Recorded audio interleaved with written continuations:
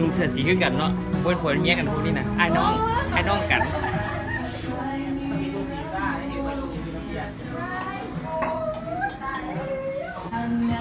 พอนับปุ๊บตื่นมาแล้วตื่นเลย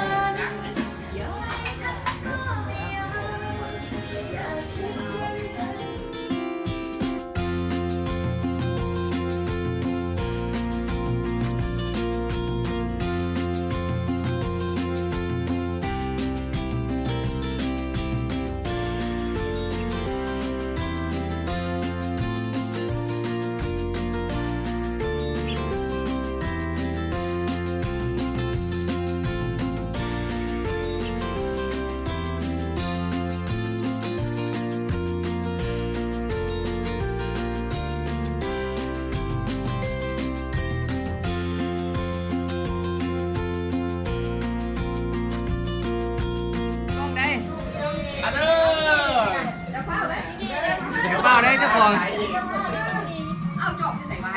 พร้อมแล้ววะจะเฝ้าเย็นไว้เมียคน เย็นไว้ก่อน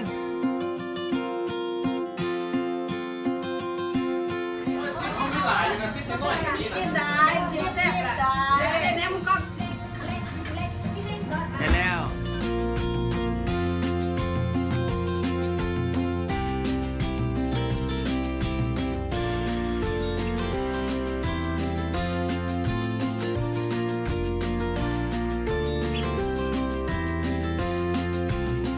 น้อยได้มาใส่จบไปจบจบคนขายมาไว้ลายก็ยกเกลือหัวเจ้าได้ไหมปั้นเข้าไอ้หัวกินแม่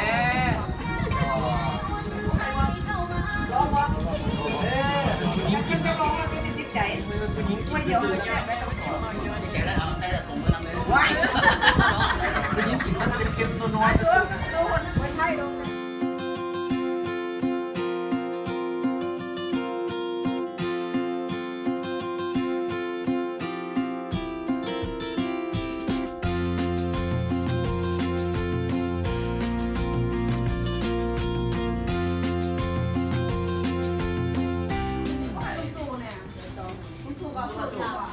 ได้หัวอย่างไรเด้อตั้งอะไรเพราะมันอีกตัวนึงว่าในงานใหม่คือในงานใหม่ว่าได้ไหมเนี่ยกว่าหอมเลย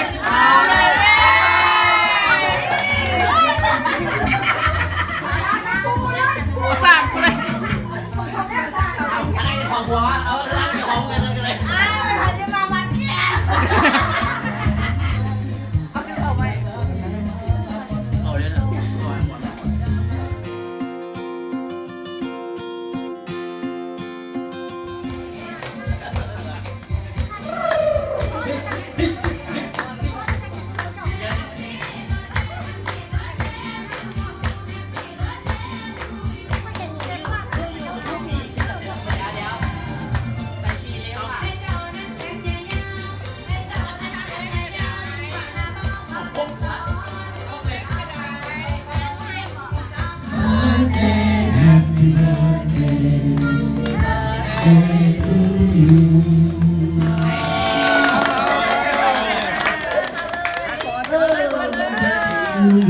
ครอบครัวจง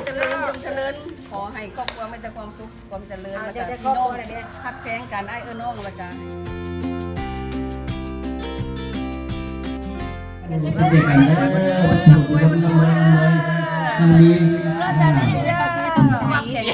ง ดีใจที่ได้เกี่ยวกับเรื่องของ แค่แถวรู้แล้วมันเด้อ มึงเลยจะตดผู้ เดี๋ยว